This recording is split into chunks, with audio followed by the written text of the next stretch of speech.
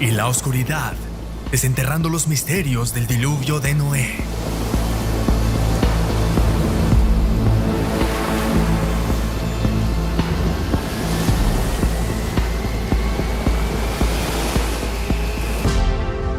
Presentado por Sevenfold Films y Genesis Apologetics. Grabado en Ark Encounter y Liberty University.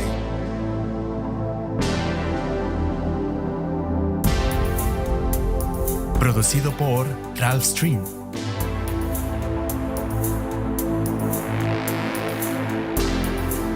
Productor ejecutivo Dan Biddle y productor ejecutivo asociado Dave Bisbee. Oradores invitados: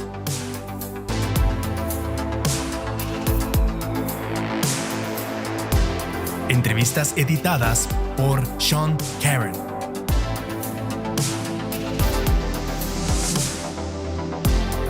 Música de Andy Hunter y Robbie Broniman.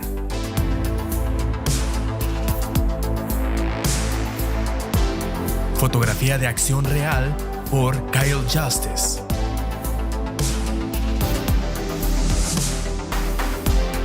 Postproducción de audio por Greg Pisa.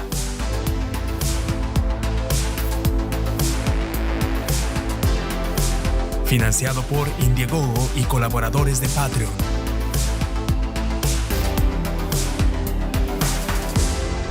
Escrita y dirigida por Ralph Stream.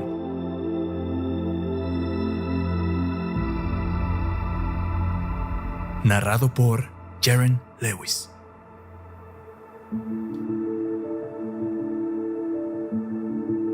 Creo que la gente no cree en el diluvio hoy en día porque no tienen acceso a la información precisa y las evidencias que existen. Simplemente son cautivos del entretenimiento, redes sociales. Tenemos películas como Noé, que de una manera muy ficticia y sin sentido distorsionan totalmente la Biblia, y para muchas personas es la única fuente que tienen para algo que creen es un relato bíblico. Y tenemos, por supuesto, toda la presuposición implícita de la evolución y la columna geológica y todas estas cosas que les dicen a los estudiantes que la Tierra ha existido durante millones, sino miles de millones de años. El hombre es simplemente un producto de la sucesión natural. El diluvio es un evento sobrenatural. El diluvio es un juicio divino. El diluvio destruyó a la humanidad. Y no se les dice que hay evidencia de estas cosas. No se les muestra la historicidad del Génesis para decir que esto se sostiene muy bien en nuestra era científica.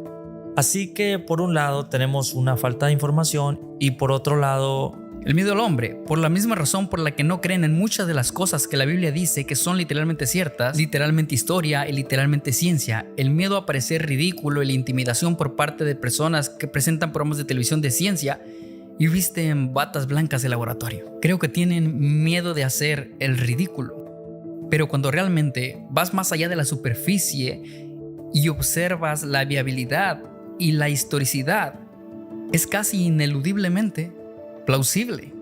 Los científicos convencionales, los científicos seculares, piensan que el presente es la clave del pasado. La Biblia de hecho nos dice que el pasado es la clave del presente y el diluvio es clave para entender por qué el mundo es como es hoy. No solo la geología, sino incluso la humanidad. Entender el arca y el diluvio es muy relevante para entender por qué el mundo es como es hoy y cómo llegamos a estar aquí. A todos les interesa su historia y el diluvio es clave para entender nuestras raíces. A principios del siglo XIX, cuando se desarrolló la idea de millones de años, se desarrolló como resultado de un rechazo consciente del diluvio y la cronología bíblica. La mayoría de la iglesia llegó a la conclusión de que el diluvio no fue global, no fue geológicamente significativo, la edad de la Tierra no importa, y así, durante los siguientes 100 a 150 años, el diluvio fue simplemente olvidado, y aún hoy, en gran medida, es ignorado por la mayoría de cristianos. Simplemente nunca piensan en él y en su relación con la cuestión de la edad de la Tierra, pero es de vital importancia. Podemos volver atrás y podemos ver en el registro fósil, por ejemplo, lo que ocurrió. Cuando observamos el mundo que nos rodea y vemos esos cientos y cientos de capas de roca, son capas sedimentarias. Eso significa que fueron depositadas por el agua. El diluvio es un recordatorio de que Dios juzga el pecado y que va a juzgar el mundo de nuevo. Envió el diluvio para castigar el mal en aquel momento, por eso Dios envió el diluvio. Es importante castigar el mal. Eso es justicia. ¿Qué es justo? La razón por la que el arca es tan increíblemente importante para el diluvio es porque el pecado del hombre merece juicio. La Biblia claramente revela que nos estamos acercando al momento del segundo juicio global. Si no entendemos o creemos en el primer juicio global, entonces no estaremos preparados para el juicio global final. Las consecuencias del próximo juicio no podrían ser más relevantes. Lo que está en juego es el cielo o el infierno.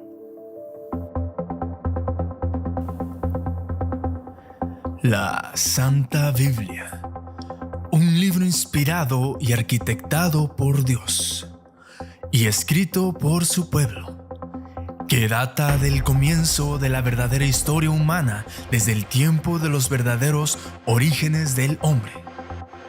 Un libro que nos enseña que la Tierra no tiene millones de años como nos han hecho creer. Un libro que nos enseña que no venimos de monos o simios o del caldo primigenio, sino un libro que en cambio nos muestra a nuestro Creador como un Dios amoroso, misericordioso y justo. Un Dios que creó un mundo hermoso en el que todo el planeta fue una vez un paraíso. Un paraíso que Él nos dio para llenar y en el cual multiplicarnos. En Génesis se nos muestra que Dios había terminado toda la creación en 6 días literales y que en efecto todo lo que había creado era muy, muy bueno.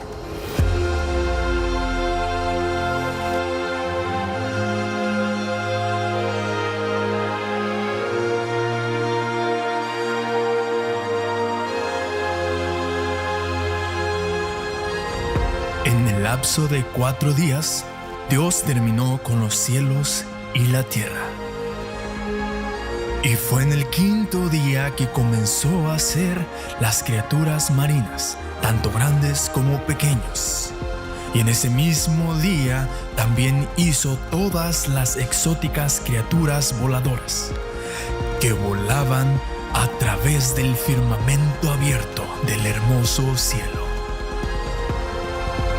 En el 6.º día hizo todas las majestuosas criaturas terrestres, que incluían a todos los dinosaurios, junto con la humanidad. También plantó un jardín, y en medio de él, el árbol de la vida. Pero también había otro árbol que Dios había colocado en el jardín, uno del cual Dios ordenó al hombre que no comiera. Lamentablemente, la humanidad utilizó su libre albedrío para pecar contra su santo y justo Dios. Con el libre albedrío vienen las consecuencias, y en este caso, las consecuencias sumirían a la humanidad en las tinieblas. Antes de la caída, Dios vio todo lo que había hecho y era muy bueno. Tov Meot era justo como debería haber sido. Surgió exactamente como Él pretendía. Al final de Génesis 1 dice que era muy bueno. Dios miró todo lo que había hecho y era muy bueno. Y obtenemos una idea de lo bueno que era en los últimos 3 versículos, cuando Dios dice que tanto el hombre como los animales y las aves eran vegetarianos, no se comían entre ellos, comían las plantas y los frutos de las plantas. Eso nos dice mucho sobre lo muy bueno que era el mundo. La creación estaba en un estado de inocencia. Esto afirma un elemento fundamental del carácter de Dios. Él es bueno. Dios no es el autor del mal o de la muerte. Dios entró en el jardín, tenía comunión con el hombre y podían comunicarse con él y verlo. Según la forma en que entendemos la condición precaída, Habría vivido para siempre. Dios le advirtió de antemano: si comes de esto, vas a morir. Bueno, Adán sí comió, y Dios le dijo a Adán: vas a morir. Dios dijo: del polvo viniste y al polvo volverás. Es la muerte física. A través de un hombre entró el pecado al mundo y la muerte por el pecado. Adán y Eva comenzaron a morir físicamente. La caída del hombre afectó toda la creación. La tierra fue maldita, toda la creación sufre bajo la esclavitud de lo corrupto. Tristemente, la realidad de la caída ahora se ve fácilmente donde quiera que miremos. En este mundo roto vemos muerte, violencia, corrupción, mentiras, odio y pecado. El hombre es desterrado del lugar de la propia presencia de Dios, y esa comunión no es restaurada como lo era antes. El hombre va a tener que trabajar con el sudor de su frente y luego volverá al polvo del que fue hecho. Eso es lo que ha sucedido en el mundo. Así se describe la entropía. La idea de que las cosas están sujetas a la decadencia, disolución, finalmente la muerte. Todo el mundo es así. Tiene una vida útil limitada, por así decirlo. Cambió profundamente el mundo. Prácticamente todo se corrompió. El alma humana, incluso las criaturas se volvieron de repente carnívoras o venenosas. Surgieron enfermedades y virus que de otra manera serían benignos. Cambió radicalmente todo, incluso cambió las plantas. Estas de repente se convirtieron en hierbas que ahogaron los cultivos. La tierra fue maldita, espinas y abrojos comenzaron a crecer. No vivimos en la muy buena creación original, sino en una creación caída, creación maldita. La caída fue un evento masivo, catastrófico, que cambió el mundo. Todo se corrompió. Fue una tragedia en el nivel más alto posible. El mal tuvo que madurar antes de que Dios desatara el primer juicio.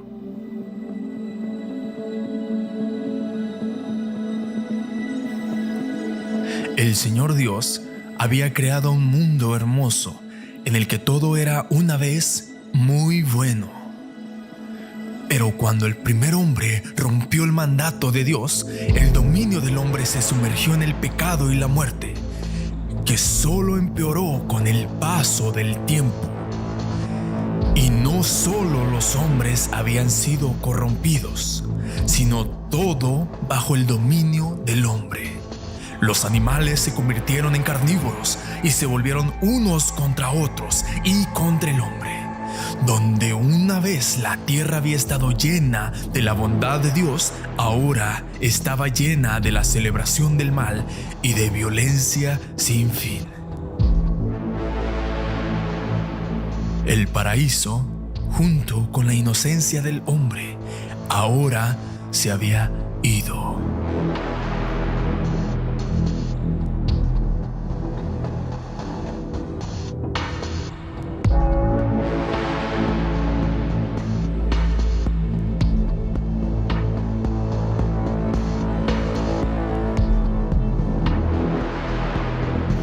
El Señor Jesús nos diría más tarde que, como en los días de Noé, así se volvería el mundo de nuevo justo antes de su regreso.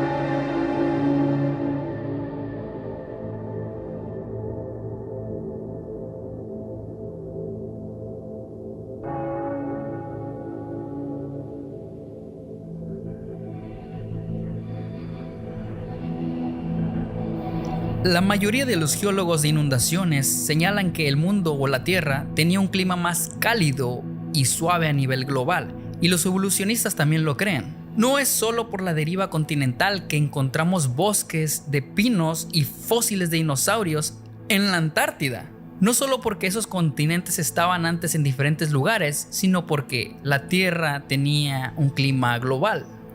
Más cálido y suave, vegetación más pesada y exuberante, bosques más verdes y espesos que se extendían hacia los polos y se alejaban de las zonas ecuatoriales. En este momento simplemente no tenemos los tipos de bosques que podrían generar los depósitos de carbón que tenemos o proporcionar la vasta fuente de carbono que habría sido necesario para las capas de carbón que tenemos hoy en día. Habríamos tenido que tener una tierra más exuberante, más cálida, más boscosa, más vegetada. Claramente la cantidad de vegetación en el mundo prediluvio era mucho mayor, mucho más exuberante. El mundo de hoy es un desierto en comparación con lo que habría sido el mundo prediluvio. Una topografía más suave, un clima mucho más fácil, una vegetación y vida animal mucho más prolíficas. Tenemos muchas criaturas en el registro fósil que son igual que hoy, pero eran mucho más grandes. El gigantismo en el registro fósil indica que el mundo prediluviano era más adecuado para la vida biológica. Originalmente al menos no habría tenido cadenas montañosas intransitables ni enormes áreas desérticas. Dios creó el mundo para ser habitado. Antes del diluvio, la humanidad había causado un daño significativo a su entorno. La Biblia habla de la maldad de los hombres. En Génesis 6 se dice: todo pensamiento del corazón del hombre era solo maldad continuamente, y que todo el mundo estaba lleno de violencia a causa del hombre. Y yo creo que sería un lugar muy aterrador en el que vivir. Las intenciones y pensamientos del corazón humano eran maldad continuamente. La tierra estaba llena de violencia y toda carne había corrompido su camino en la tierra. Había un exceso de pecado, violencia y maldad. Y Dios dijo: voy a destruir la tierra. El remanente, Noé y su familia, encontraron gracia a los ojos de Dios. Aparentemente no eran de aquellos que estaban corrompidos. Dios tomó ese remanente de la humanidad y fue capaz de preservarlo. Una de las cosas que a la gente le resulta interesante es la longevidad de los humanos antes del diluvio. Noé tenía 600 años y después de salir del arca vivió 350 años más. Tenía 950 años cuando murió. Sus hijos que salieron del arca no vivieron tanto tiempo, pero vivieron hasta que tuvieron 500 años. Y luego la siguiente generación y la siguiente generación hasta los 400 y los 300. Estamos llegando a Terah, el padre de Abraham, que vivió hasta los 200. Abraham vivió hasta los 175 y hubo una decadencia exponencial en la longevidad. Adán y Eva no tenían mutaciones. Los primeros 10 patriarcas antes del diluvio tenían tasas de mutación muy bajas y por lo tanto todos vivían aproximadamente de la misma edad. Algo ocurrió en el momento del diluvio y fue entonces cuando sucedió esta increíble degeneración de la humanidad. Hubo este increíble declive en la longevidad. Cuando trazas los datos es asombroso porque estos vienen directamente en la Biblia y no esperarías datos científicos en la Biblia, pero estos siguen una estricta curva de decaimiento y esto es impresionante. En la Biblia se nos dice que antes del diluvio los hombres vivían casi 1000 años. La edad media de los hombres en aquel momento era tan asombrosamente alta en comparación con la actualidad que algunos tienen dificultades para comprender cómo era posible tal longevidad. Sin embargo, una pista importante se encuentra en las edades que se nos dan en el libro del Génesis. De manera casi computarizada, el libro del Génesis revela que las esperanzas de vida después del diluvio de la línea genealógica de Adán siguen conceptos matemáticos conocidos como decaimiento exponencial. Lo que significa es que si representaras gráficamente las longevidades de todos los hombres después del diluvio, no verías una línea lineal que desciende gradualmente, como probablemente la verías si las edades fueran inventadas, sino más bien lo que verías es una curva de decrecimiento exponencial con variaciones menores, ya que ni siquiera dos personas son iguales. Los hombres que registraron estas edades a lo largo de la historia realmente habrían conspirado para juntos crear datos que siguen una curva de decaimiento exponencial. En cambio, lo que vemos se asemeja exactamente a los datos que esperaríamos en las secuelas de un diluvio mundial, revelando una fuerte caída inicial de las esperanzas de vida justo después del diluvio debido a los cambios ambientales catastróficos. No más acceso a alimentos ricos en nutrientes del mundo que se perdió, y mutaciones genéticas que antes no estaban presentes. La verdad es que nadie en el momento de registrar estas métricas siquiera pensaría en representarlas en una curva de decrecimiento exponencial si estuvieran creando una ficción. Esta sofisticada curva de descomposición es en realidad el resultado de un evento de diluvio real y fácilmente demostrable. Las objeciones al diluvio de Noé son principalmente burlas y risas. Las únicas cosas serias son quizás intentar decir, bueno, ¿a dónde fue el agua? ¿De dónde vino? Y luego ridiculizar el arca de Noé. Hubo un especial de Discovery Channel llamado El Arca de Noé, la verdadera historia, donde mostraron actores representando la versión bíblica tradicional de la historia del arca de Noé y luego mostraron la verdadera historia. Y Noé estaba vestido con una túnica, estaba sin camisa, tenía la cabeza afeitada, parecía un egipcio. Y el arca de Noé era una de esas barcas donde va la gente a beber cerveza. No estoy bromeando, búsquenlo. Discovery Channel, el arca de Noé. ¿La verdadera historia? ¿Cómo saben eso? Afirmar que esa es la verdadera historia y luego ver cómo se desmorona en pedazos, ya que por supuesto no era estructuralmente sólida, ridiculizando la estructura del arca. Cuando era estudiante de máster en la Universidad Estatal de Ohio, estudié la geometría de la sección transversal y la longitud de la simple lectura de la Biblia y descubrí que es dinámicamente estable, 90 grados en modo de inclinación y 90 grados en modo de giro, lo que significa que puede llegar hasta los 90 grados y luego volverá. Es estable. No es que eso no hubiera causado problemas para las personas y los animales en el arca si se hubiera inclinado tanto, pero eso demuestra la estabilidad. Ciertamente, cualquier cosa que pudieran haber experimentado en la turbulencia, el arca podría haberla soportado estructuralmente. Este es un arca escala A200 y la puse en mi piscina. Y pusimos un dispositivo de medición aquí de 1 pulgada y pudimos escalar las olas. Fue diseñada para resistir olas de hasta 500 pies de altura y aún así mantenerse estable. Nunca se volcó a 500 pies. Un tsunami, por cierto, es de unos 100 pies. Te da una idea de la estabilidad dinámica. La mayoría de la biología no necesitaba estar en el arca, ni la mayoría de las plantas, ni la mayoría de los insectos, solo las criaturas que respiran a través de sus pulmones. La mayoría de especies viven en el océano y se desenvuelven bien en un diluvio. La Biblia no dice que Noé tuviera que llevar 2 de cada especie al arca. Tenía que llevar a 2 de cada tipo. La misma palabra que se usa en Génesis 1, que habla de Dios creando diferentes tipos de plantas y animales para reproducirse según la especie. Creemos que quizás solo había alrededor de 1400 especies y 7000 animales en el arca. De tamaño promedio, quizás una oveja grande o una vaca pequeña, pero la mayoría de las criaturas eran mucho más pequeñas. No estamos hablando de, por ejemplo, 2 gran danés, 2 pastores alemanes, 2 lobos, 2 coyotes. Llevó 2 tipos de perro en el arca.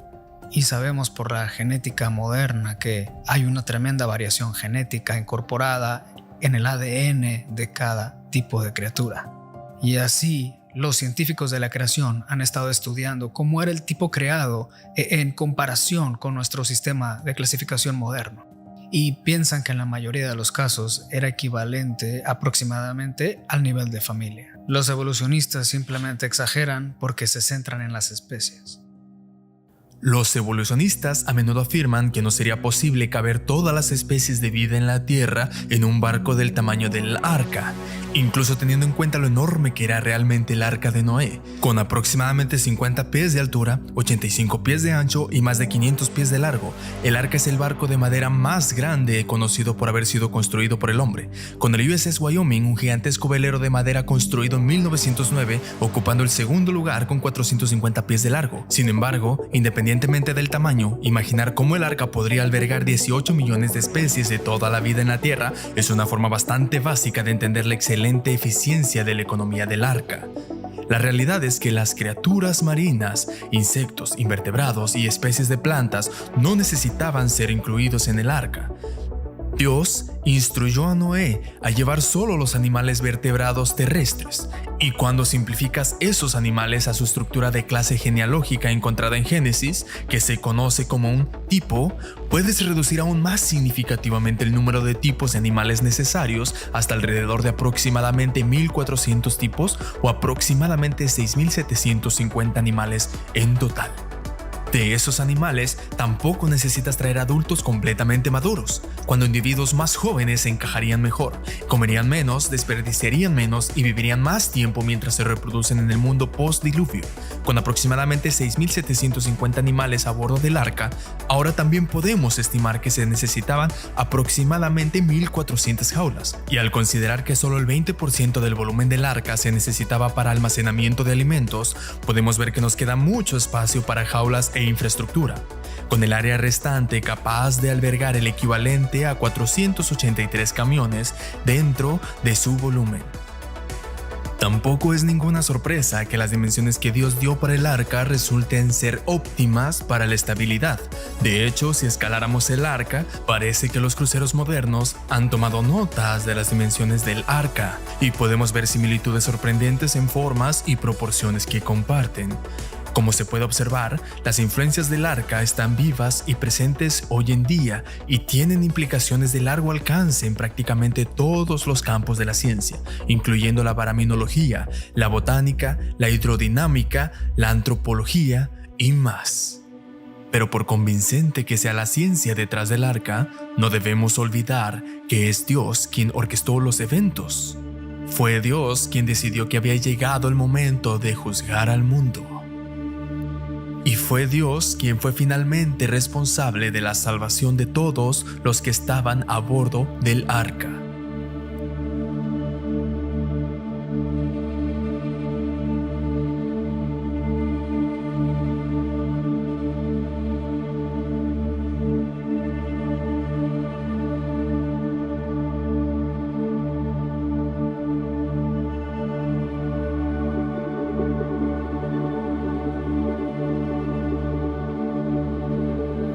En el segundo libro de Pedro, se nos dice que en los últimos días, antes de que Jesucristo regrese, la gente ignoraría deliberadamente la evidencia del diluvio, o como lo dice la Biblia, serían ignorantes voluntarios del diluvio.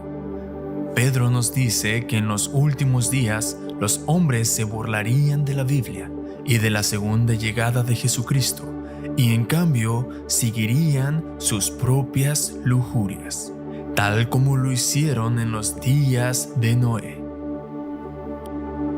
Y así, como Noé tuvo fe para llevar a cabo el mandato de Dios de construir el arca, y así como Noé tuvo fe en que Dios los salvaría del diluvio, nosotros también debemos tener fe en que Dios fue perfectamente capaz de preservar a Noé, a su familia y a todas las criaturas a bordo del arca.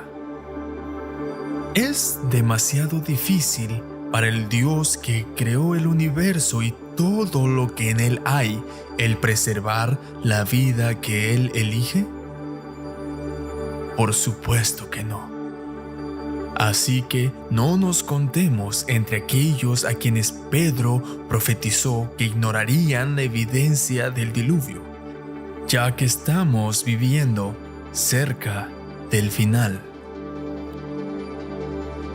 En cambio, seamos nombrados entre aquellos que creen en Dios y su palabra.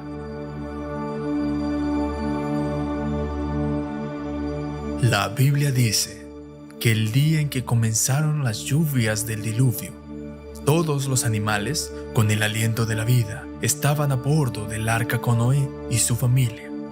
Y fue el propio Dios quien los encerró a todos y los salvó del juicio venidero.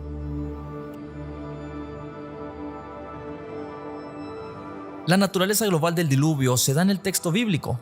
Y está bastante claro, especialmente teniendo en cuenta los términos originales que se utilizan. El término para el diluvio es Mabul.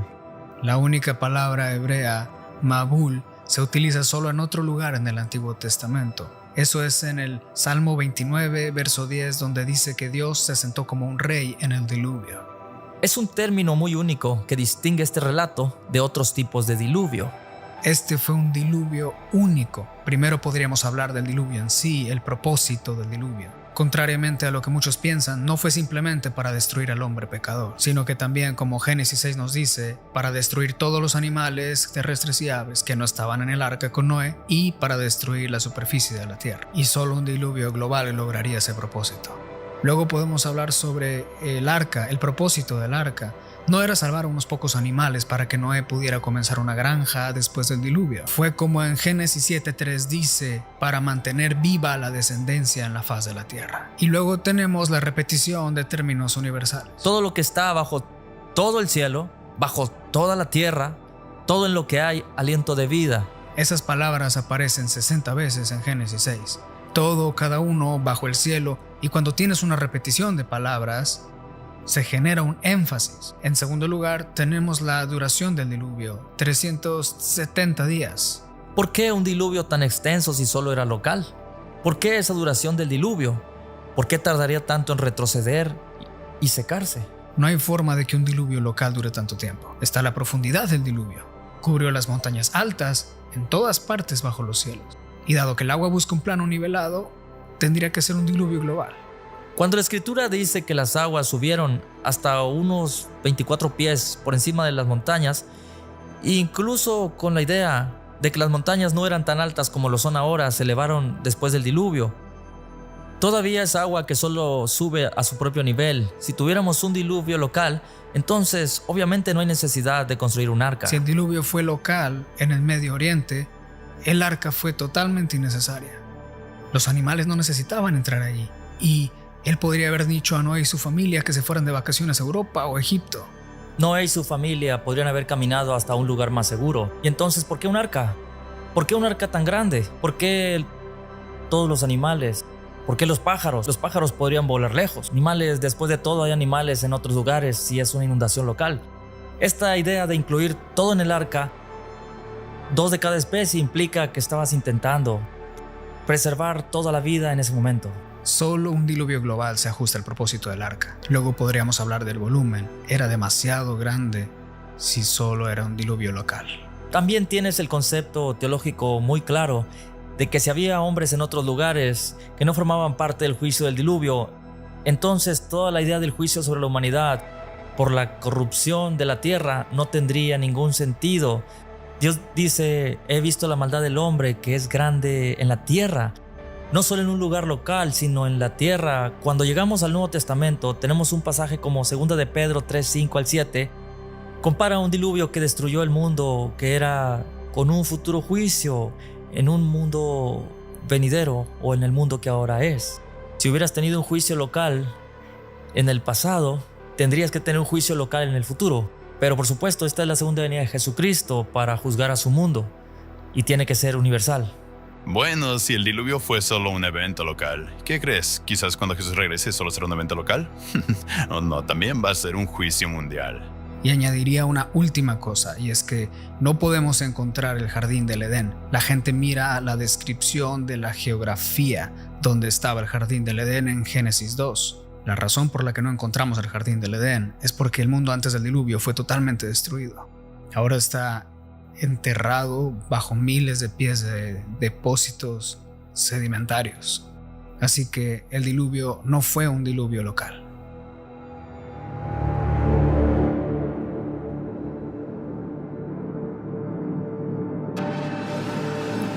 La Biblia nos dice que Dios miró su creación y he aquí, todo estaba corrupto, porque toda carne había corrompido su camino sobre la tierra. El día del juicio final había llegado finalmente.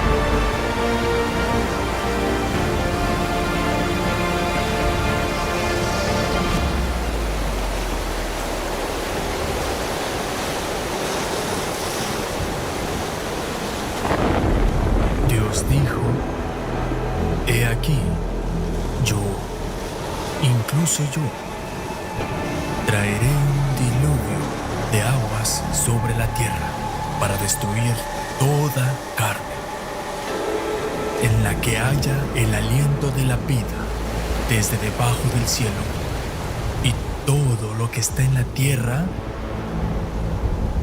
morirá.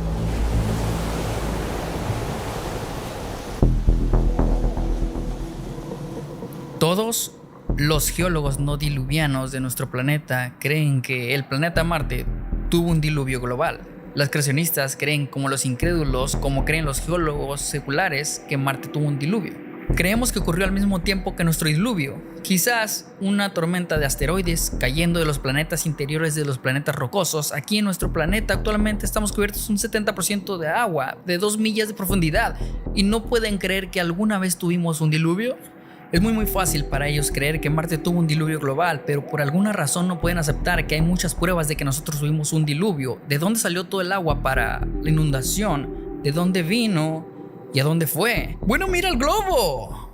Ahora estamos cubiertos 3/4 de agua a 2 millas de profundidad. Todo sigue aquí.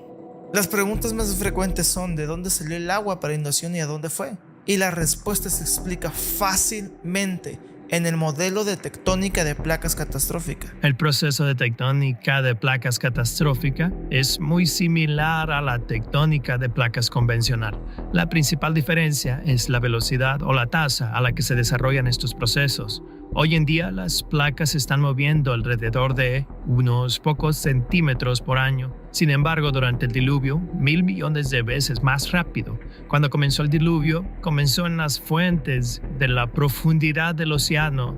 Incluso la Biblia dice, se abrieron las fuentes del gran abismo. La dorsal oceánica mide 70,000 kilómetros de largo. La mayor parte está bajo el agua, por eso le llaman la dorsal oceánica. Y si todo estallara al mismo tiempo, habría hecho que el suelo oceánico hiciera esto. ¡Buam! Y luego, la dorsal oceánica habría estallado en todo el mundo aproximadamente al mismo tiempo, pero esa primera fase, ¡buam!, habría hecho que el nivel del mar subiera 1 milla. ¡Plau! Luego esta ola gigante que surgió desde ese repentino ascenso en el fondo del océano se dirigió hacia los continentes. Esa habría sido la fase 1 del diluvio. La segunda fase del diluvio, dice, fue cuando se abrieron las ventanas del cielo.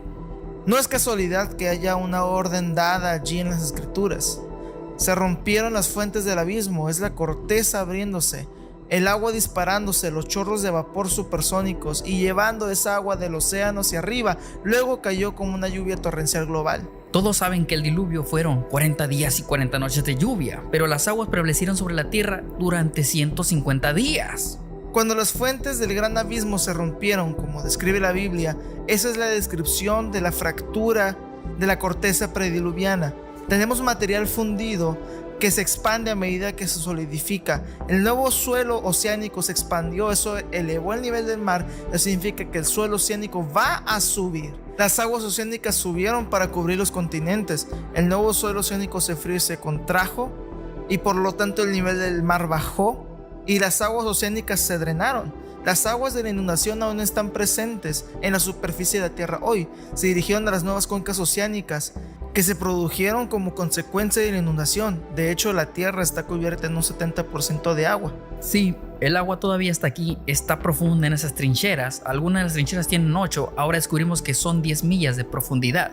Si tuviéramos formaciones terrestres más bajas y un fondo oceánico más alto, probablemente seríamos un planeta acuático hoy sin superficie terrestre. Y están buscando desesperadamente una explicación a dónde fue a parar todo el agua. Todavía está aquí y es muy fácil de explicar que la misma agua en su mayoría que está aquí habría sido suficiente para inundar la tierra en un momento dado, y la situación ha cambiado de modo que ahora el agua se encuentra en cuencas más profundas. No es problema en el modelo del diluvio en absoluto. Todos estamos familiarizados con la teoría sobre Pangea, que sostiene que los continentes estuvieron una vez conectados para formar un supercontinente que luego se separó a través de un proceso llamado tectónica de placas. La tectónica de placas catastrófica es esencialmente la misma idea que la tectónica de placas convencional, excepto que la línea de tiempo y los eventos están todos centrados alrededor del año del diluvio en lugar de millones de años de procesos lentos. Puede que te sorprenda saber que fue un hombre llamado Abraham Ortelius, un famoso cartógrafo de los años 1500, quien propuso por primera vez la idea de que el diluvio de Noé pudo haber sido responsable de separar las Américas de Europa y África. Cientos de años después, otro cristiano llamado Antonio Snyder Pellegrini sería el primero en teorizar el concepto moderno de deriva continental, en el que ilustró 2 mapas representando los continentes del mundo como si alguna vez hubieran estado unidos. Esto fue décadas antes de que el geólogo alemán Alfred Wegener propusiera su propia versión de la teoría, conocida hoy como Pangea, y fuera erróneamente apodado el padre de la deriva continental. A Antonio se le negó este título honorífico. Su delito fue citar el libro del Génesis, en el que dijo que hizo el descubrimiento de que al principio de la creación solo había un continente. El libro del Génesis detalló exactamente lo que le sucedió a la Tierra en el pasado durante el diluvio, comenzando con lo que la Biblia llama las fuentes del gran abismo se abrieron. No sería hasta la década de 1950 que la tecnología inicialmente desarrollada para detectar submarinos bajo el agua se toparía con estas gigantescas cicatrices de las fuentes del gran abismo que se habían abierto exactamente como la Biblia lo había descrito. Como un libro de miles de años de antigüedad sabía exactamente qué había en el fondo del océano. La Biblia dice que primero estas gigantescas grietas subterráneas se abrieron, perforando la corteza terrestre, expulsando magma que creó chorros de vapor que se dispararon hacia el cielo. Luego el libro del Génesis dice que las aguas cayeron como lluvia torrencial a través de las ventanas del cielo que se abrieron y que la lluvia duró 40 días y 40 noches. El supercontinente que el libro del Génesis describió ahora está empezando a desmoronarse. Al principio, los continentes recién divididos oscilan, chocando entre sí antes de comenzar su último viaje de separación. Esto cierra las vías marítimas y forma volcanes y montañas en las Américas y Europa, como las cordilleras de los Apalaches y las Caledonias. El fondo marino se expande, formándose a partir de magma fundido, ampliando la separación entre los nuevos continentes. Los científicos descubrirían más tarde que el lecho marino en la dorsal mesoatlántica es mucho más joven que el lecho marino en otras partes del mundo, exactamente como sugiere la Biblia. A medida que este nuevo suelo volcánico emerge y se expande, se subduce bajo la costa oeste de América del Norte, uniendo y liberando, causando tsunamis masivos que arrastran lodo mezclado con criaturas marinas, inundando totalmente la tierra. Como lo que se conoce como el ascenso conjugado de Chatsky se eleva durante la subducción, las montañas rocosas también comenzaron a formarse, junto con el Independence Dyke Swarm, una región volcánica de 400 millas de largo que expulsa ceniza que cubre la mitad de América. A medida que el mar interior occidental emerge durante este tiempo, los últimos dinosaurios son inundados, mezclado con la vida marina, y son enterrados en lodo, arena y ceniza en el centro de América. A medida que nos acercamos al final del diluvio, la actividad comienza a cesar, el fondo marino deja de expandirse y comienza a enfriarse. Y en cuanto a los nuevos y masivos suelos oceánicos se enfrían y se retraen, las aguas retroceden hacia las nuevas cuencas oceánicas y retroceden hasta 1 milla. En toda la Tierra se dejan atrás billones de fósiles como evidencia increíble del catastrófico diluvio mundial.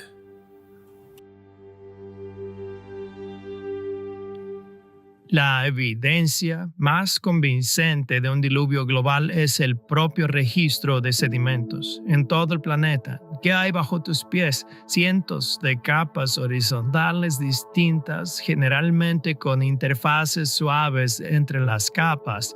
La única forma en que tal registro podría haber llegado a existir es a través de procesos a escala global que producen todo el registro en un solo evento global.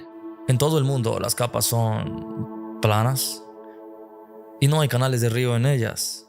Piensa en lo que ves en el Gran Cañón. ¿Ves estas tortitas planas una encima de otra? Simplemente planas. Básicamente están sin erosionar. Así es como se formaron. Al principio del diluvio hubo movimientos de la corteza. Los movimientos de la corteza causan terremotos. Los terremotos en el agua causan tsunamis. Los tsunamis que se originan en áreas oceánicas luego se precipitarían a través de los continentes. Una vez que el tsunami perdió su fuerza, el sedimento se asentaría fuera del agua y formaría una capa plana en el fondo. Esa es la primera capa. Luego otro terremoto en una parte diferente del mundo provoca un tsunami. Tal vez una semana después o un día después trae un sedimento diferente. El tsunami se queda sin fuerza en esa área. Los sedimentos en el agua se asientan en el fondo y forman otra capa plana. No hay erosión. De nuevo tienes un tercer tsunami trayendo estos sedimentos, tercera capa. Mis simulaciones indican que estos tsunamis serán lo suficientemente grandes para que un solo tsunami barriera a todo un continente. Estas capas se formaron bajo el agua. Por eso resultan tan confusas para tanta gente. Es fascinante ver a los científicos de la evolución explicar sus sitios de excavación. Por ejemplo, en el Parque Provincial de los Dinosaurios tienen enterrados 10.000 dinosaurios en esta capa plana. Y le preguntas al paleontólogo del lugar, bueno, ¿cómo llegaron estos 10.000 dinosaurios a esta capa plana? Bueno, murieron en un río en crecida. ¿O cuál era la forma del fondo del río? Era un fondo de río plano. Así que estás diciendo que este río, que era tan fuerte que podía enterrar 10.000 dinosaurios en un ancho de 5 millas, que sería un río furioso, no era lo suficientemente fuerte como para causar un canal de erosión? ¿Por qué no hay un cauce erosionado por este río en su lecho? ¿Por qué no hay erosión de ese río? Las respuestas no tienen sentido. A la luz de este problema plano, el problema sin erosión. Lo que vemos en el Gran Cañón es que las capas se doblaron en el borde de la meseta. Debido a que el plegamiento fue suave, cuando los sedimentos aún estaban blandos, toda la secuencia tuvo que formarse rápidamente durante la inundación. Y luego se doblaron al final de la inundación mientras aún estaban húmedos. Y por lo tanto estos pliegues son evidencia estratégica que une todas las capas y demuestra enfáticamente que los millones de años nunca sucedieron. O el hecho de que tienes lo que se llaman fósiles poliestratos, suelen ser árboles que atraviesan más de una capa. Estos árboles tienen 3 capas que supuestamente representan 30 millones de años de rocas alrededor. Sabes que si empiezas a acumular sedimento alrededor de la base, ese sedimento desgastaría la corteza. La corteza se pudriría y el árbol moriría aún más pronto. Caería incluso en menos de 100 años. Pero aquí tenemos árboles verticales, fosilizados, con 3 capas. En el diluvio mundial, los árboles fueron arrastrados y flotaban en la superficie. Ahora bien, con el tiempo, los árboles se empaparon de agua y se hundieron hasta el fondo. Normalmente, los árboles se hunden de forma horizontal, pero algunos árboles, como descubrió el Dr. Steve Austin, cuando se hunden verticalmente. Si llega una ola de tsunami, y hubo muchas olas de tsunami durante el diluvio, y traes sedimentos, cuando la ola de tsunami pierde fuerza, los sedimentos en la ola se asientan en una capa plana en el fondo. Quizás una semana después o un día después llega otra ola del tsunami desde una dirección diferente. Cuando la ola del tsunami pierde su potencia, los sedimentos comienzan a caer y ahora forma una segunda capa encima de la primera. Entre este árbol vertical que aún no se había fosilizado, ahora si ese árbol pudiera ser enterrado con 30 pies de sedimento en solo, digamos, una semana, podrías acumular fácilmente todas las capas apiladas del Gran Cañón en un año. Es la explicación que contradice el tiempo de la evolución y contradice la teoría de la evolución.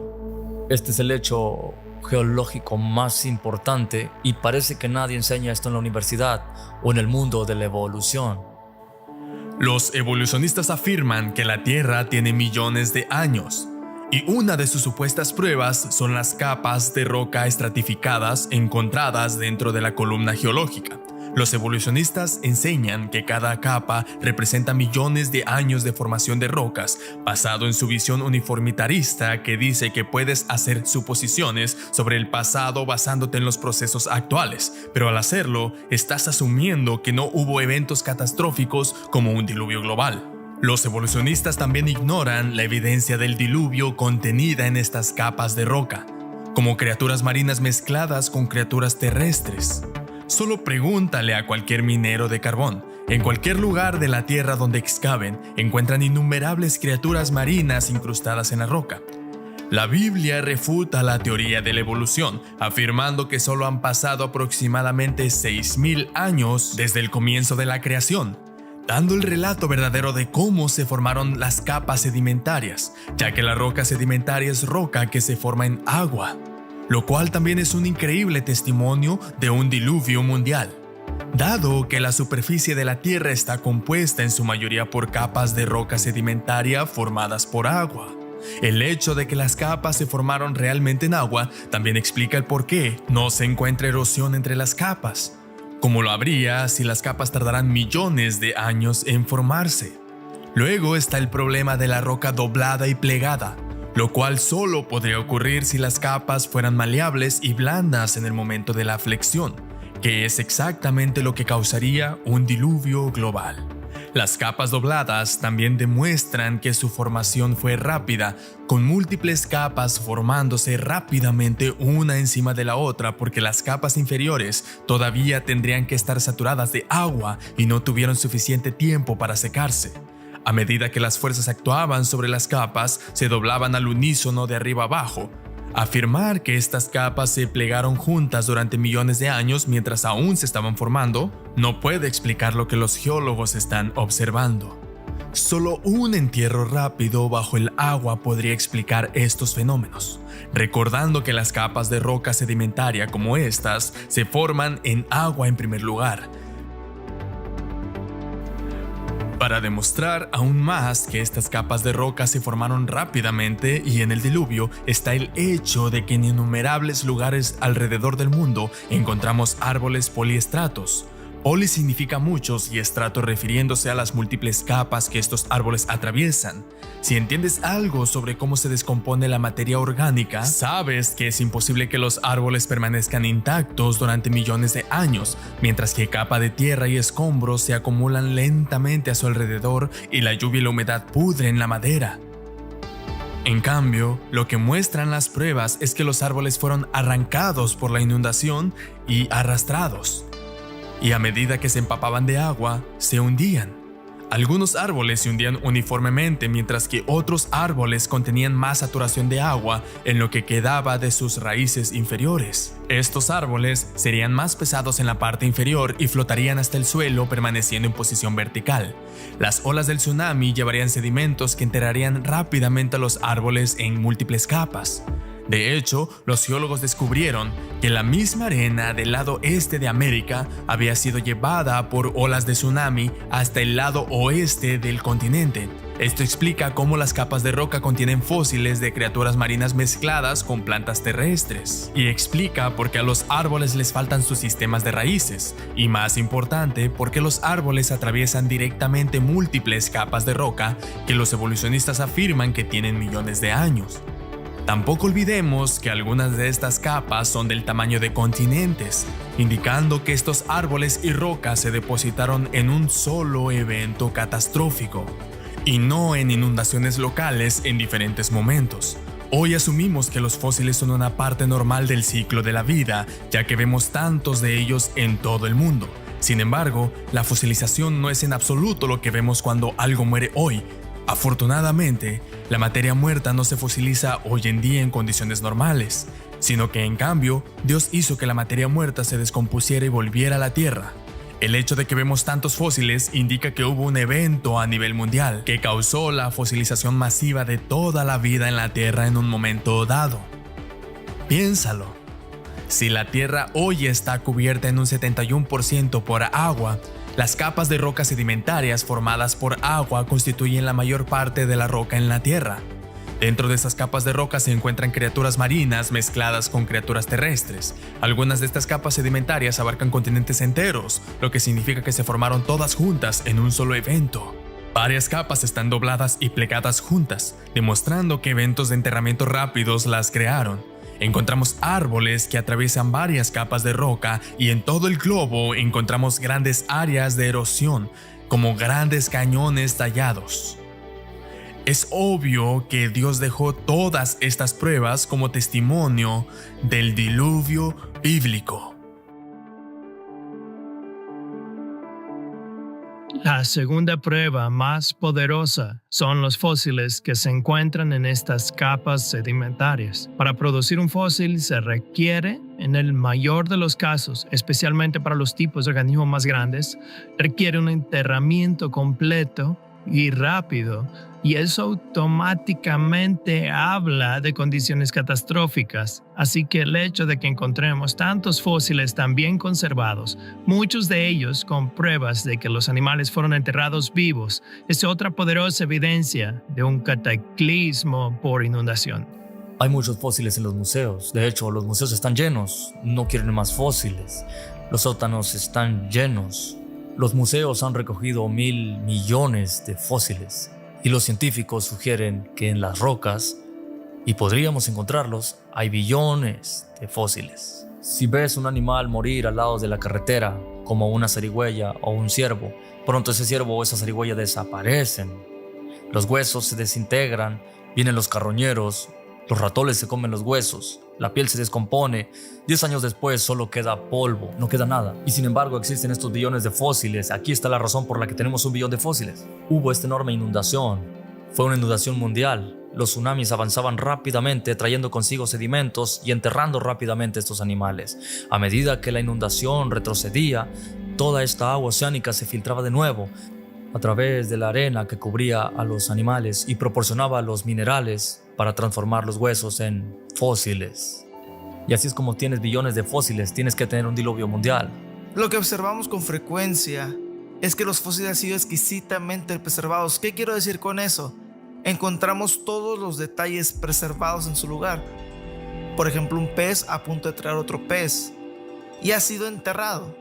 Esto indica que tuvo que ser muy rápido para preservar esos detalles. En otro ejemplo tenemos ictiosaurios, que son reptiles marinos, algunos de hasta 6 pies de largo, y han sido enterrados en el proceso de dar a luz a un bebé. Otro caso de peces de 10 a 12 pies de largo, con un pez no digerido en su estómago. Los detalles de las alas de las avispas. Las alas están abiertas y las patas están en posición de vuelo. ¿En qué podemos pensar? Estaban volando y esos insectos intentaban escapar. Están intentando ir a algún lugar, pero simplemente quedaron atrapados con todos los sedimentos de las aguas del diluvio. Por eso podemos estudiarlos. Todos estos detalles requieren un enterramiento extremadamente rápido. Encaja exactamente con lo que dice la Biblia. Es coherente. La destrucción del diluvio fue rápida, repentina, catastrófica a escala global, preservando a estas criaturas a veces en posiciones de vida, atrapadas en la acción de hacer algo, y los detalles exquisitamente preservados son coherentes con el relato bíblico del diluvio. Puede sorprenderte saber que todas las capas de roca del mundo, las capas de roca nombradas como la Cámbrica, la Jurásica, todas las capas del mundo tienen criaturas de agua salada. Bueno, ¿qué mayor prueba necesitarías de que esto fue a causa de una inundación mundial? Que hay criaturas de agua salada en todas las capas. Está en medio de los continentes. ¿Cómo llegaron aquí estas criaturas de agua salada? Tendría que haber sido una inundación. Los científicos de la evolución tienen que explicar de dónde vinieron estas criaturas de agua salada, cómo llegaron allí. ¿Estás diciendo, señor científico de la evolución, que hay criaturas de agua salada en todas estas capas? ¿Y estás diciendo que los océanos subieron? Cubrieron el centro de los Estados Unidos y volvieron a bajar, subieron de nuevo, bajaron de nuevo varias veces, al menos una docena de veces. La navaja de Occam diría que es más sencillo creer en un solo diluvio que en más de una docena de diluvios mundiales. Fue en la década de 1980 cuando los geólogos seculares comenzaron a inclinarse hacia el catastrofismo y alejarse del uniformitarismo. Tan pronto como les convenía, se pasaron al catastrofismo cuando les servía para sus propósitos para ayudar a explicar la extinción de los dinosaurios. El diluvio de Noé proporciona una mejor explicación para la desaparición de los dinosaurios que el impacto en Yucatán, simplemente porque ese evento es tan pequeño, tan localizado, no hay forma de que pudiera tener un efecto físico que causara que los dinosaurios fueran enterrados de la manera en que los encontramos. Y nadie en el mundo secular incluso afirma eso. Dicen, bueno, produjo un cambio climático que causó que los dinosaurios murieran de hambre. Si vas a Wikipedia hoy y buscas extinción de dinosaurios o cráter de Chicxulub, un asteroide llegó y golpeó la Tierra. Causó un enfriamiento global debido a todo el polvo en el aire y los dinosaurios se extinguieron en ese momento. Tenemos simulaciones donde hemos lanzado un meteorito del tamaño de Chicxulub directamente sobre la Tierra utilizando computación de alto rendimiento. Obtenemos el evento de subducción y obtenemos la ruptura de la litosfera. Comenzaron los terremotos, comenzaron los volcanes. En realidad, los impactos de meteoritos podrían haber iniciado ese evento. Pero no tienen poder para explicar el entierro de estos enormes animales en el registro sedimentario. En la década de 1980, los científicos seculares comenzaron a teorizar que fue un asteroide el que chocó contra la Tierra y aniquiló casi toda la vida en su superficie. La teoría postula que los tsunamis masivos y el aire lleno de polvo volcánico como resultado del impacto son lo que destruyó a los dinosaurios y a la mayoría de las demás vidas en un desastre mundial. Los científicos seculares no pudieron escapar del hecho de que el agua y el volcanismo jugaron un papel masivo en cómo la vida fue una vez eliminada en la Tierra. Pero la Biblia ya había escrito que la Tierra había sido destruida catastróficamente a través del volcanismo y el agua, y no querían validar la Biblia. Así que se inventaron su propia versión catastrófica de los eventos, es decir, la teoría del impacto de un asteroide. El libro del Génesis de la Biblia ya había dejado claro lo que sucedió en el pasado con detalle, describiendo la actividad volcánica que estallaba desde los fondos oceánicos, registrando cuándo comenzó y cesó la actividad volcánica, cuánto tiempo llovió, hasta dónde llegaron las aguas, así como dando la razón exacta por la que Dios juzgó y destruyó al mundo con el diluvio en primer lugar. Básicamente, hoy se te dan dos opciones. Por un lado, tienes un libro escrito hace miles de años que da una descripción asombrosamente detallada de un diluvio mundial que aniquiló prácticamente toda la vida en la Tierra. Por otro lado, tienes teorías hechas por el hombre, en este caso una que solo se postuló por primera vez hace unos 40 años debido a la insuficiencia de sus modelos previos no catastróficos que saben que realmente no funcionaron. Ambas perspectivas requieren un evento catastrófico con implicaciones globales, pero solo una tiene el poder de explicar realmente la estratificación de la superficie de la Tierra y los billones de fósiles. Junto con culturas de todo el mundo que citan un diluvio global en sus escritos históricos y leyendas, mientras que la otra simplemente reorganiza elementos del relato verdadero para inventar su propia historia. Piénsalo, la Biblia ya dijo hace mucho tiempo que toda la superficie del mundo fue destruida de manera catastrófica. No tienen más opción que hacer la misma afirmación. La Biblia dijo que los continentes estaban juntos al principio. Parece que también tienen que compartir eso. Casi toda la vida animal en la Tierra fue aniquilada durante la destrucción, un hecho que tampoco podían ignorar. La vida marina estaba dispersa por todo el mundo. La Biblia dice que las aguas subieron por encima de las montañas más altas. Los científicos seculares formularon sus propias teorías sobre cómo explicar la desaparición de los fósiles marinos. El entorno original de la Tierra fue destruido permanentemente. El paraíso prediluviano había desaparecido. En el mundo secular se refieren a esto como la extinción del mundo prehistórico. Y no olvidemos que el diluvio puso en marcha los procesos para que gran parte del mundo quedara congelado. Los océanos cálidos producen evaporaciones y mayores nevadas. Los volcanes envían grandes volúmenes de aerosoles a la atmósfera, bloqueando el sol. Mayores nevadas con veranos más frescos resultan en capas de hielo globales. Los evolucionistas han llamado a estos resultados del diluvio la edad de hielo. Uno de estos se está demostrando constantemente como verdadero a medida que se descubre más y más evidencia con el tiempo, mientras que el otro solo se inventó después de que se desenterró la evidencia. Y aún más, contenido dentro de la Biblia también está la predicción de que todo esto sucedería. En el segundo libro de Pedro se nos dice que en los últimos días, que es el tiempo que se acerca rápidamente, los incrédulos serían conscientemente ignorantes del diluvio. lo que significa que los hombres y mujeres seculares elegirían conscientemente crear y creer mentiras que les permiten relegar el evento catastrófico al pasado distante, tan lejos y hace tanto tiempo que deja de ser historia científica y se convierte en fantasía científica. La ironía solo puede describirse como bíblica. La Biblia deja claro que los tiempos finales se caracterizarían por una creciente incredulidad en el relato bíblico de la historia y el propio evento del diluvio. Tristemente, la religión de la evolución es una en la que sus sacerdotes están constantemente actualizando sus teorías obsoletas, mientras que en la Biblia se nos da el relato final, verdadero e inmutable. Y a medida que las pruebas se desentierran con el tiempo, el relato bíblico siempre se demuestra que es verdadero.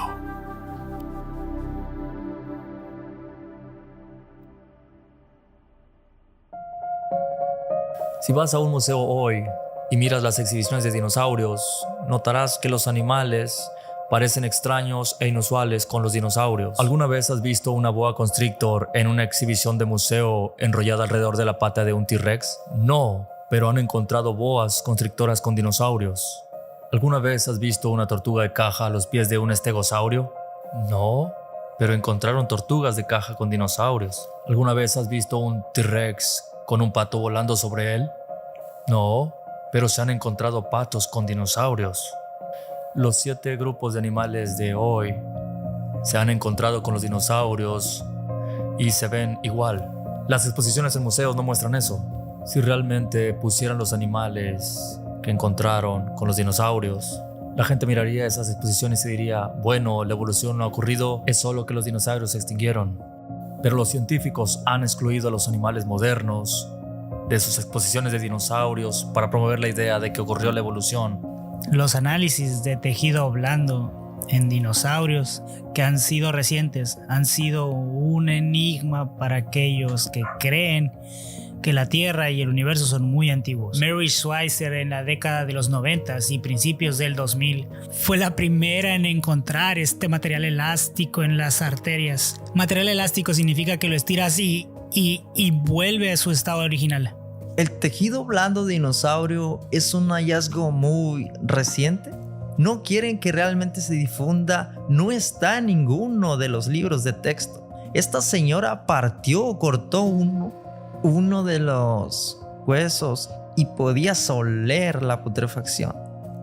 Los huesos de dinosaurio no deberían oler como si estuvieran muriendo, porque han estado muertos durante millones de años, ¿verdad? Bueno, un poco más tarde Mark Armitage empezó a examinar el cuerno del Triceratops, pero encontró materiales óseos, tejidos y huesos. Los osteocitos que estiras y tienen tensión. La tensión es cuánto se deforma algo. Tenía hasta casi 100% de tensión. Tejido muscular en el fósil del Santana Raptor y era como cecina de dinosaurio en el hueso de la pierna de un dinosaurio. Era el músculo real. Este hueso de Teselosaurus es lo mismo. Empezamos a mirar dentro de este hueso y encontramos, utilizando microscopía electrónica de barrido, que tenía material elástico, tenía tejido. Lo separas y vuelve a su lugar. Si estuviera mineralizado o fuera un fósil que se convirtió en roca, no podrías hacer esto. Entonces, nunca se mineralizó, nunca se petrificó, todavía era elástico, lo que significa que aún era tejido. Eso significa que esta cosa no tiene 100 millones de años. La versión bíblica espera encontrar algo de eso. Entonces, ¿qué era? ¿Médula ósea? Glóbulos rojos, ¿Cartílago? colágeno ¿La hemoglobina? y proteínas de fibra muscular. Estas cosas no deberían poder durar un máximo de 100,000 años. Pero estas cosas tenían 100 millones de años, bueno, 68 millones de años, pero más cerca de 100. Los aminoácidos en las cadenas de proteínas se desabrocharían y se descompondrían en polvo de proteína, y no hay explicación hasta el día de hoy. Nada que tenga algún sentido científico decente y simplemente se ha dejado como una anomalía. Neil deGrasse Tyson entrevistó a Mary Schweitzer y algunos otros, y luego dirigió la atención a la capa medular. Intentaron desviar la atención de los glóbulos rojos. La capa medular estaba allí demostrando que el T-Rex del que procedía este hueso estaba en ese momento cargando huevos. Eso es lo que llamamos un juego de trampas, un juego de humo y espejos. Un espectáculo para desviar la atención destinado a distraer la presencia del elefante en la habitación, que era que había proteínas en ese hueso de T-Rex. Mark Armitage, trabajando en la Universidad de California, encontró tejido blando dentro de un cuerno de Triceratops, y cuando publicó ese hallazgo lo despidieron. Así que están ignorando voluntariamente, sofocando la verdad, y esto no es ciencia, es propaganda. Estamos hablando del control del pensamiento y la policía mental. Querían despedirlo porque sentían que esta era una posición religiosa, cuando en realidad solo había presentado un descubrimiento científico. En 1993, una película titulada Parque Jurásico presentó una escena bastante famosa en la que se conservaban los restos de un antiguo mosquito, encerrados en una bola de ámbar endurecido. La película continúa explicando que la forma en que los científicos podrían resucitar a los dinosaurios del pasado era extrayendo sangre de los restos dentro de este mosquito, en el que se podría secuenciar completamente el ADN de dinosaurio, combinando lo que faltaba con el de una rana moderna. Esta idea surgió porque en los años 90 al escritor Michael Crichton le estaba costando encontrar un concepto para explicar cómo los dinosaurios podrían de alguna manera ser devueltos a la vida de una manera factible en su libro del mismo título. Lo que los creadores de Parque Jurásico no podrían haber imaginado fue el descubrimiento de tejido blando dentro de un hueso de dinosaurio. Un hallazgo que desde entonces ha sido replicado por otros científicos, como este tejido de Triceratops estirado descubierto por Mark Armitage. Estos descubrimientos sorprendieron a toda la comunidad paleontológica y probablemente habían reescrito la película original de Parque Jurásico si hubieran sabido que esto era posible en aquel momento. De hecho, los científicos se han encontrado con grandes desafíos al intentar publicar estos hallazgos, debido al rechazo total de que el tejido blando de dinosaurio pudiera existir todavía.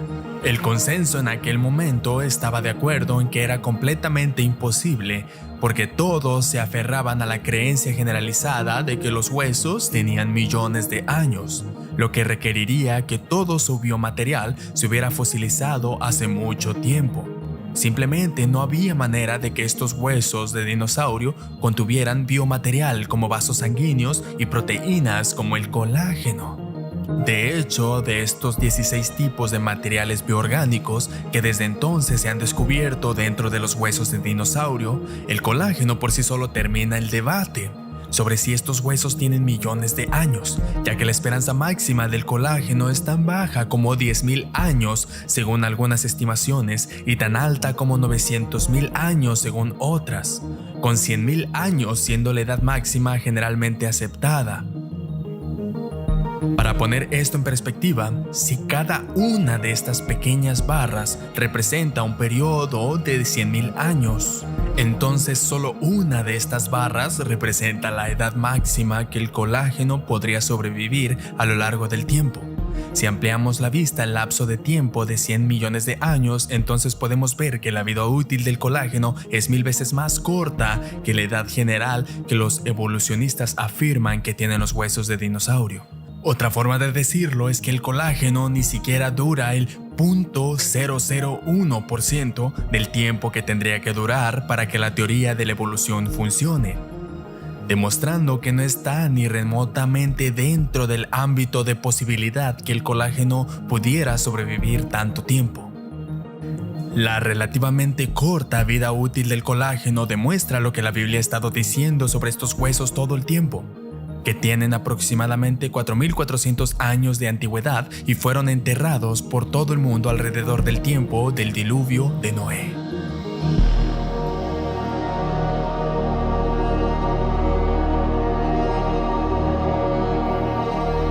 A medida que las aguas del diluvio comenzaban a retroceder, la tierra estaba en un estado de caos. Cementerios de dinosaurios como estos serían encontrados más tarde por toda la tierra. Y los paleontólogos seculares están de acuerdo en que estos sitios a nivel mundial comparten una cosa en común. El estado en el que se encuentran los huesos todos muestran evidencia de haber sido enterrados por inundación.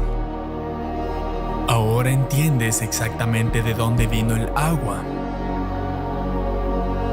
Agua que eventualmente se secaría porque no pertenecía allí en primer lugar.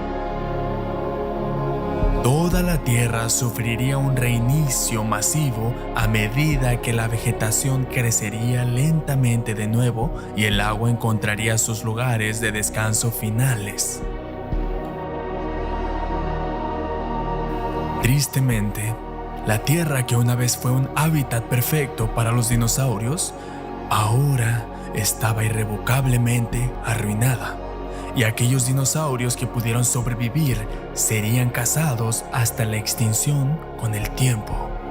Los conocemos como dinosaurios, pero la leyenda los recordaría como dragones.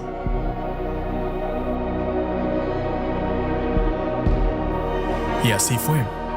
Cuando el 17º día del 7º mes, el arca descansó sobre las montañas de Ararat. Fue un poco más de un año después de que comenzara el diluvio que Noé, su familia y todos a bordo del arca finalmente volverían a pisar tierra firme. Este grupo de 8 personas repoblaría la tierra, tal como citan las leyendas de todo el mundo en su literatura histórica. Y la ciencia demostraría más tarde que este cuello de botella genético realmente ocurrió, exactamente como la Biblia nos había dicho desde el principio.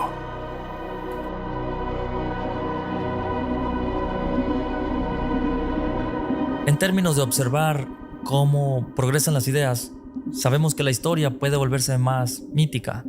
El mito, como idea central, no puede volverse más histórico, no funciona al revés.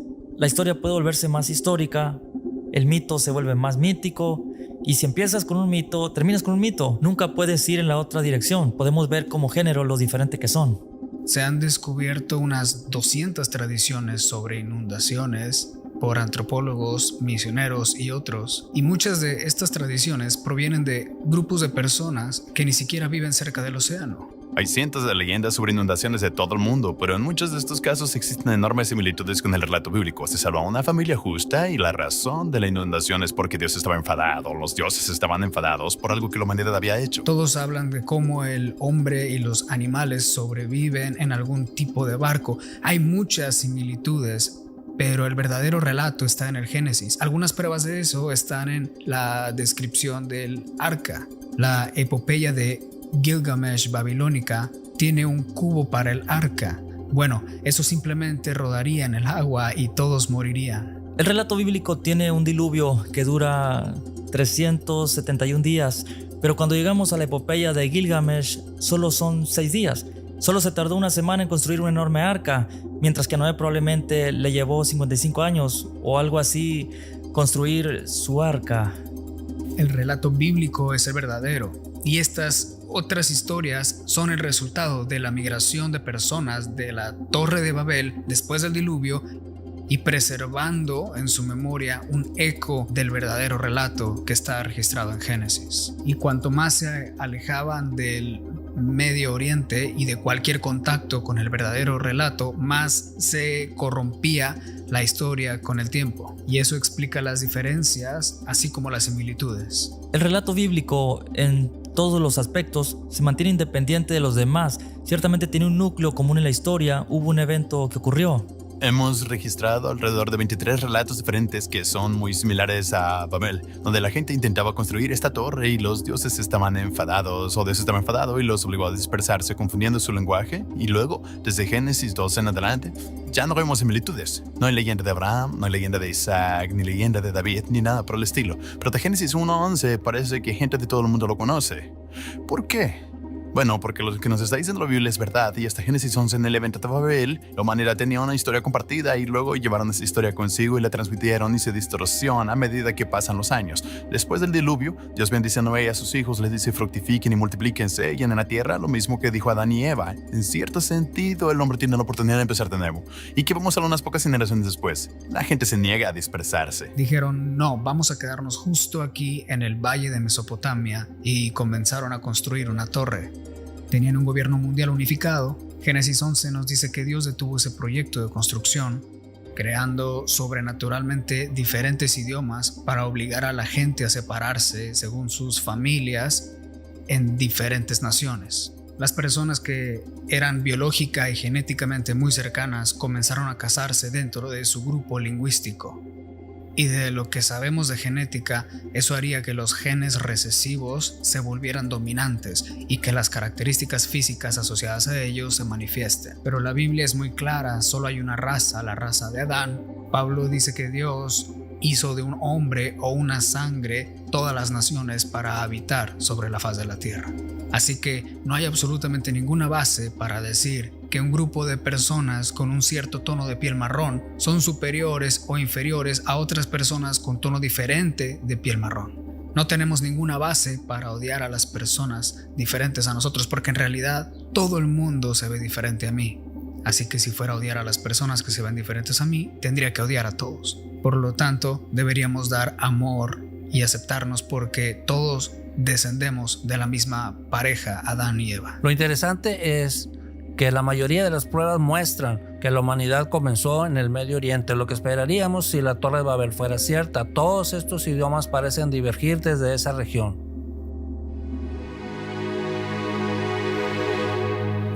Lo que ahora quedaba del arca descansaba en las montañas de Ararat. Dios hizo un pacto con Noé, prometiéndole a él y a toda su descendencia que nunca más destruiría la tierra y toda la vida en ella con un diluvio. Luego Dios bendijo a Noé y a sus hijos y les ordenó que una vez más se multiplicaran y se extendieran sobre la tierra. Pero en las llanuras de Sinar, los hombres desobedecieron el mandato de Dios y en su lugar se unieron para construir una ciudad y una gran torre que pretendían que llegara hasta los cielos en un acto final de rebelión y rechazo de Dios.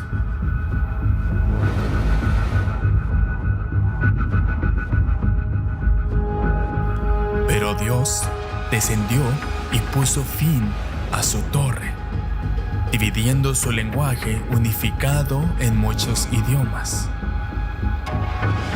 Y debido a la confusión y el miedo, dejaron de construir la torre y se dispersaron en lo que se convertiría en las naciones del mundo.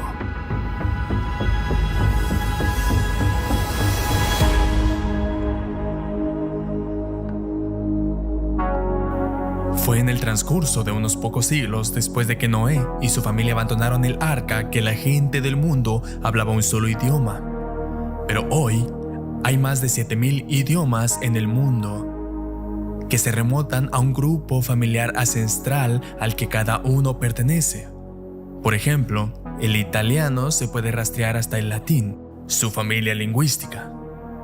Sin embargo, cuando los lingüistas intentaron rastrear las familias lingüísticas más arriba, se encontraron con un problema grave. Las familias de lenguas eventualmente conducirían a callejones sin salida, también conocidos como lenguas aisladas. Esto contradice directamente la presunta lengua ancestral compartida que los evolucionistas esperaban encontrar, o lo que algunos lingüistas teóricamente llaman la esquiva lengua protomundial. En cambio, lo que encuentran son un montón de lenguas que parecen haber surgido de la nada, a menos que, por supuesto, se tengan en cuenta los eventos que tuvieron lugar en la Torre de Babel, lo cual proporciona una explicación increíble que los evolucionistas se niegan a aceptar. Aún más, hay que considerar que cuando rastreamos las lenguas conocidas en un mapa, ocurre algo muy revelador. Muchas de las lenguas más antiguas se remontan a un solo lugar en la Tierra, un lugar comúnmente conocido como la cuna de la civilización, Mesopotamia. Y lo que también es revelador es que el marco temporal de muchos idiomas también se remonta a ese punto aproximado en el tiempo, que es justo después del diluvio y la Torre de Babel en el tercer milenio antes de Cristo. Además, los lingüistas creen que deberían existir aproximadamente 94 familias de protolenguajes en teoría, y también creen que este número puede disminuir con el tiempo a medida que más investigaciones conducen a más fusiones. No es una coincidencia que haya aproximadamente 70 grupos étnicos mencionados en la tabla de naciones bíblicas, registrada en la Biblia alrededor del tiempo del evento de Babel. ¿Cuáles son las probabilidades de que las familias lingüísticas estimadas reflejen tan de cerca el mismo número de naciones que la Biblia enumera en el momento de la Torre de Babel? Y lo que es más, es que estos grupos de personas también tienen mitos y leyendas en sus culturas, tanto de un antiguo diluvio que destruyó el mundo, como de un tiempo cuando sus antepasados intentaron construir una torre. Estas historias, por supuesto, varían, pero los elementos centrales tienden a permanecer intactos, con los Cherokee y otras tribus nativas americanas, incluso incluyendo que su idioma fue cambiado una vez mucho antes en la historia, como solo un ejemplo de cientos. De manera similar, la genética humana también revela un patrón similar a los idiomas, ya que los genes extraídos de más de 100 restos humanos de la llamada era de la Edad de Bronce revelaron que cuanto más atrás en el tiempo vas, menos mezcla genética había, con sus datos mostrando linajes genéticos relativamente sin mezclar alrededor del tiempo de Babel. Lo cual, por supuesto, no es ninguna coincidencia. Solo la intervención sobrenatural de Dios puede explicar el cuello de botella multifacético que vemos en tantos campos de la ciencia. Fue en este evento que Dios cambió el curso completo de la historia humana una vez más. También fue después de Babel que Dios instituyó el gobierno humano, y en un momento en que el nacionalismo está siendo atacado por aquellos que desean establecer un gobierno mundial, es importante recordar que fue Dios quien dividió el mundo en naciones. Fue Dios quien estaba en contra de la sociedad centrada en el hombre y sin Dios que la humanidad estaba comenzando a formar. Y como cualquier historiador te dirá, la historia tiene una forma de repetirse. Cuando llegamos a la historia del Arca de Noé, es más que solo una historia. Ciertamente es una parte vital de la historia. Existió un mundo antiguo, y en ese mundo antiguo, debido a la corrupción, fue destruido por un diluvio. Y ese fue el juicio que cayó sobre la humanidad. Dado que el hombre no cambia, todavía hay un juicio futuro por venir. Será tal como fue en los días de Noé. Se casarán y se harán en matrimonio. Formaban familias, hacían su trabajo, simplemente vivían la vida como de costumbre. No creían que el juicio estaba por venir. El diluvio llegó y la gente no estaba preparada. Antes del diluvio, la gente comía y bebía, y se casaban y se daban en matrimonio, con un total desprecio por la construcción del arca, a lo que se les predicaba y a todas las cosas a su alrededor. Y Jesús dice que justo antes de su regreso, la gente estará en rebelión, ignorando a Dios, simplemente viviendo su vida como si Dios no existiera. Se sorprenderán cuando Jesús venga y traiga el juicio. Hubo un juicio que ocurrió, hay un juicio futuro y necesitamos estar preparados. La Biblia sí habla sobre los últimos días, el fin de los tiempos. El mal bíblico, si miras todos los diferentes relatos del Antiguo Testamento, sería la idolatría, la brujería, el ocultismo, la adoración a demonios y cosas así, y las perversiones que van de la mano con estas cosas. Las escuelas públicas ahora están enseñando en contra de la idea del matrimonio. Quieren corromper las mentes de corazones inocentes mucho antes de que hayan pensado siquiera en el sexo a la edad más temprana posible. No solo sexualizado, sino sexualizado en términos de toda forma posible de desviación. Por supuesto, tenemos la plaga del aborto, los pecados de Moloch, la quema de niños, la plaga de la trata de personas y la explotación de los vulnerables. Estas cosas son el mal y las tinieblas de nuestra época y se han vuelto más prevalentes, incluso masivamente institucionalizadas. Es una muy buena señal, no una buena señal, sino una señal precisa de que vivimos el mismo tipo de tinieblas que había en los días de Noé. Y ves que estamos en las mismas tinieblas ahora. ¿Cuándo volverá el Señor? La Biblia dice que nadie lo sabe, pero cuando llegue, todos lo sabrán de golpe, como un rayo a través del cielo. Y yo quiero estar en el lado correcto. ¿A quién no le gusta estar en el equipo ganador al final? Sé que en este caso es especialmente vital, en el sentido de la eternidad. La eternidad es algo atemporal. No entendemos el infinito, pero sabemos que es permanente. La segunda venida es una maravillosa imagen, pero también es un tiempo de juicio. también es un tiempo de finalidad, también es un tiempo de justicia. Justo como el diluvio llegó de repente, así será la segunda venida de Cristo, repentina. Justo como el diluvio era cierto, la segunda venida de Cristo es cierta y realmente sucederá. Ese juicio del diluvio es una advertencia del juicio por venir. Jesucristo es la persona más escrita e influyente en toda la historia del mundo, pero ¿qué ha hecho que tantos a lo largo de los milenios crean que Él es quien dice ser? Dios en carne humana, el Salvador de la humanidad, el Mesías que fue profetizado en la Biblia. La Biblia es el único libro en la tierra que ha demostrado repetidamente su inspiración de Dios por el hecho de contarnos el futuro con antelación. Por ejemplo, alrededor del 626 a.C., el profeta Jeremías predijo que Israel sería conquistado, Jerusalén y el templo serían destruidos, y los babilonios gobernarían sobre el pueblo de Dios, llevándolos cautivos al exilio durante 70 años. Y poco después de que se escribiera su profecía, eso es exactamente lo que sucedió alrededor del 587 a.C. Luego está Isaías, quien escribió que las puertas de Babilonia se abrirían para Ciro, un rey que no nacería hasta pasados más de 150 años. Y en el 539 a.C., las puertas de la formidable ciudad efectivamente se abrieron a un rey llamado Ciro y su ejército. Y como se predijo, Babilonia fue destruida, lo cual tanto Jeremías como Isaías profetizaron que sucedería. Y luego está la famosa profecía de Daniel, en la que predijo la aparición del Mesías, afirmando que él vendría 483 años después de que se emitiera un decreto para reconstruir Jerusalén, que es exactamente el momento en el que apareció Jesús. Y cuando se trata de que Jesús cumpla las profecías, hay cientos de ellas solo sobre él. Las escrituras decían que el Mesías nacería en Belén, que el Cristo viviría en Galilea, enseñaría parábolas, sería rechazado por los gobernantes, sería traicionado por 30 piezas de plata, e incluso se profetizó que sería crucificado, no apedreado hasta la muerte, en un momento en que la crucifixión aún no se había inventado. Además, hay otras profecías muy parecidas a las de Daniel que también nos indican la línea de tiempo del Mesías. Su nacimiento tenía que suceder antes de que el cetro de Judá se apartara, mientras el templo aún estaba en pie, pero antes de que fuera destruido. Y muy notablemente tenía que venir mientras aún existían los registros genealógicos para demostrar que su linaje era de la línea de David.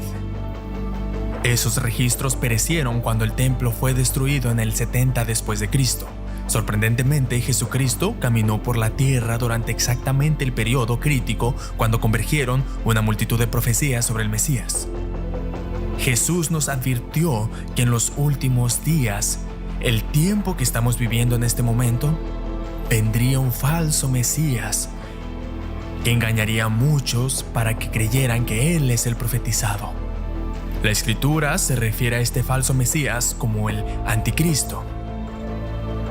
La Biblia dice que durante este breve periodo de tiempo que está por venir, el Anticristo y su sistema de gobierno ascenderán al poder. Al igual que lo que sucedió en la Torre de Babel, esta entidad singular gobernará con el nacionalismo en muchos lugares siendo abolido, ya que su soberanía colapsará en un único sistema de control total. Muchos que no piensan y creen como declara el Anticristo, no podrán comprar ni vender. Muchos serán condenados a muerte. Hoy está ocurriendo un despertar global masivo donde individuos, independientemente de la política, perciben la creciente infraestructura parecida al Anticristo que se está desarrollando a su alrededor, con muchos reconociendo que las plagas, hambrunas, guerras, hiperinflación, anarquía y actos de la naturaleza profetizados en la Biblia parecen estar orquestados por diseño, una transición deliberada, ya que estamos al borde de un aumento satánico de poder, un tiempo que la Biblia llama la Gran Tribulación. Es un momento en el que Dios centrará su atención de nuevo específicamente en Israel, ya que Israel está en el centro de muchas de las profecías bíblicas que aún no se han cumplido. Incluso ahora ya podemos ver una de esas profecías encontrada en Zacarías, en la que Dios dijo que en los últimos días convertiría a Israel en una nación de angustia para todas las naciones que la rodean. Increíble perspicacia al considerar que un lugar tan pequeño en la tierra estará en el centro de una próxima guerra global. Y a medida que se acerca el final climático de los planes proféticos de Dios, el regreso del Señor y la redención de Israel están por venir. Por un profundo amor, Dios pospuso el regreso de su Hijo para el juicio terrenal. Toda la humanidad es culpable de cometer terribles pecados ante un Dios santo. Si cada persona tuviera que rendir cuentas individualmente a Dios por sus propios méritos, ciertamente enfrentarían un juicio terrible. Pero aquí están las buenas noticias. El magistral plan de Dios, tal como se revela en Corintios, revela que mientras la humanidad heredó colectivamente la condena a través de la desobediencia de un hombre, Adán, ahora pueden encontrar perdón y salvación a través de la obediencia de un hombre, Jesucristo. Si un hombre puede traer la muerte a todos a través de su pecado, entonces se deduce que un hombre sin pecado puede traer vida a todos a través de su obediencia. Afortunadamente, Dios en su sabiduría y misericordia nos ha dado una forma sencilla y fácil de ser justificados a sus ojos, y es a través de su Hijo, Jesucristo. La Biblia nos dice que Dios creó un mundo perfecto.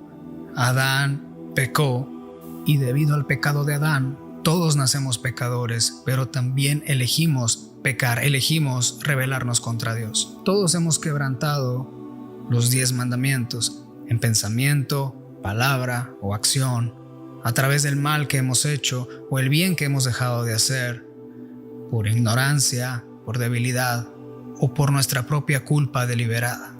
Todos somos culpables ante Dios, todos merecemos su juicio y la Biblia dice en Romanos que la paga del pecado o la penalidad del pecado es la muerte. Y Dios envió a su Hijo, el Señor Jesucristo, para morir en la cruz, para tomar la ira de Dios por nosotros, pagar la pena por el pecado y luego resucitó entre los muertos, demostrando que había pagado esa pena, que había vencido a la muerte y que podía darnos vida eterna. Necesitamos responder a lo que Jesús ha hecho, cada uno de nosotros. Nadie puede responder por nosotros. Cada uno de nosotros debe reconocer personalmente a Dios que hemos pecado contra Él, que merecemos su juicio y poner nuestra confianza en Jesucristo como nuestro Salvador y Señor. Y cuando hagamos eso, seremos perdonados. Somos restaurados a una relación correcta con Dios, a una relación personal con Dios, y se nos da el regalo de la vida eterna. Hemos oído que el arca de Noé fue una arca construida para la salvación de la humanidad. Tenía una sola puerta y era la única entrada. Eso se hizo por diseño. Dios también tiene un solo camino de salvación. Ese camino de salvación en el arca era para preservarlos a través del juicio de Dios, que fue el diluvio. Y alguien tuvo que confiar en Dios y aceptarlo y seguir su camino, que era la única vía hacia el arca para poder ser salvos. El verdadero problema para nosotros no es el único camino a Dios, es Dios. Es que queremos acercarnos a alguien que ahora nos dice lo que necesitamos. Necesitamos su salvación. Nos dice que somos pecadores, lo cual no queremos escuchar. Nos dice que necesitamos depender de Él. Y creo que en última instancia todos nosotros en el fondo sabemos que no somos lo que deberíamos ser. De que hay un Dios que hizo todas estas cosas, nosotros ciertamente no lo hicimos. Toda la creación, todas las complejidades irreducibles, todas las cosas que existen, simplemente argumentan que hay un creador. Si ese es el caso, entonces somos criaturas. ¿Y qué mejor lugar para la criatura que una relación con el Creador? El Creador hizo eso posible al pasar Él mismo por todas las cosas por las que pasamos, pero finalmente muriendo en nuestro lugar, porque eso es lo que nuestro pecado merecía. El propio Jesús dijo en Juan 14:6, yo soy el camino, yo soy la verdad, yo soy la vida, y nadie viene al Padre sino por mí. Así que si acudimos al que es Dios en la carne, el que vino a proporcionarnos redención y confiamos en Él y tomamos su palabra, Él dice, yo te salvaré. Ese es el camino a Dios y yo soy el camino. Ven a mí y tendrás todo lo que se prometió en la Biblia. Vida eterna, una relación con Dios y todo lo que va más allá de lo que podemos imaginar en esta vida. Hay toda una vida por venir que Dios ha prometido a aquellos que le aman.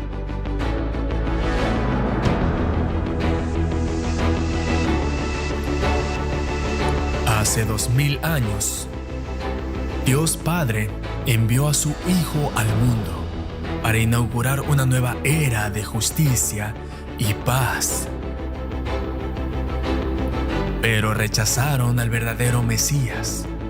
Odiaron al mismo de quien la Biblia dice, creó el amor, la alegría, la belleza y la vida misma. Lo tomaron y lo crucificaron en el mismo lugar donde debía establecer su glorioso reino. Pero Dios el Padre lo resucitó de entre los muertos e hizo de su sacrificio la salvación para muchos. Porque Jesucristo es la luz del mundo y no hay tinieblas en él. Porque de tal manera amó Dios al mundo que ha dado a su Hijo unigénito para que todo aquel que en él cree no se pierda, mas tenga vida eterna. Juan 3:16.